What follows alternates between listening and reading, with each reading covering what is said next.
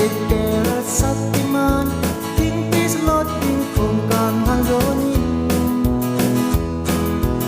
Lampi Ahel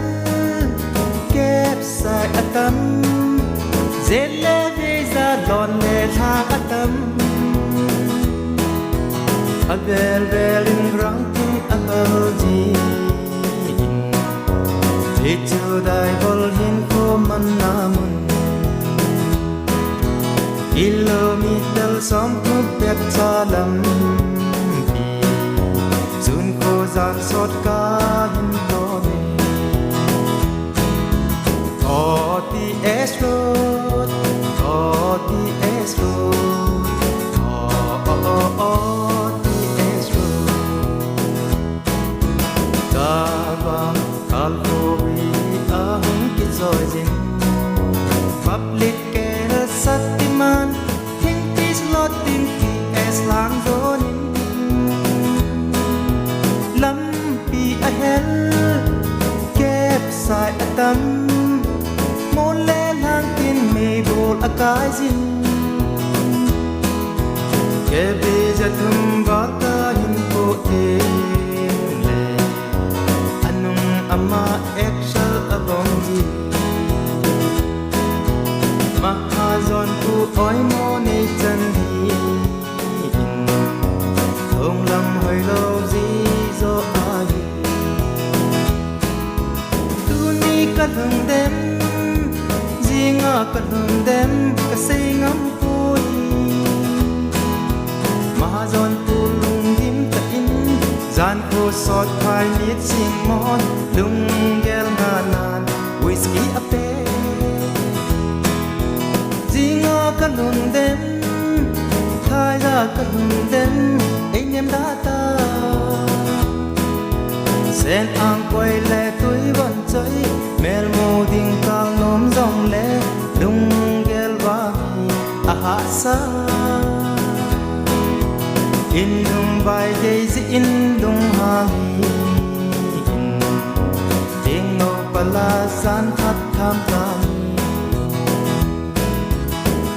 OTS road, OTS road, OTS road.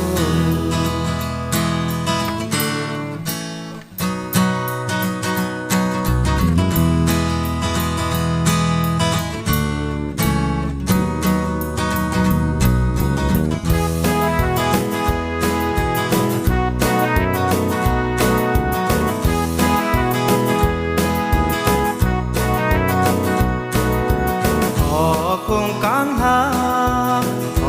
khung cang ha, khung cang ha,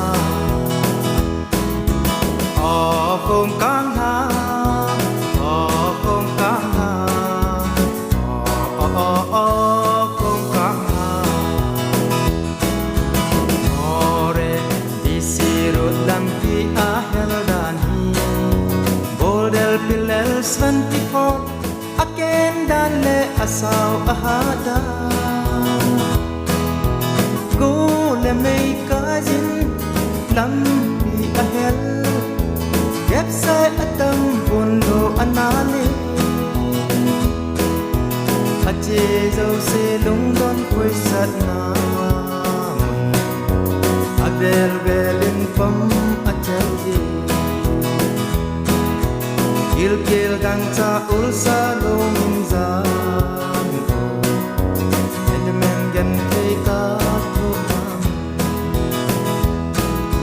Saturday ka lung dem Sunday ka lung dem Ainen ding mo Lano ko ma leng ting Lung gut tim to sut kom ding Lung lai gil la alang sing ni Ka lung dem Sunday ka lung dem Anh em ding mo Lanu ko ma len ting Lung gut tim tu sut kom ding Lung lai gil la alang sing e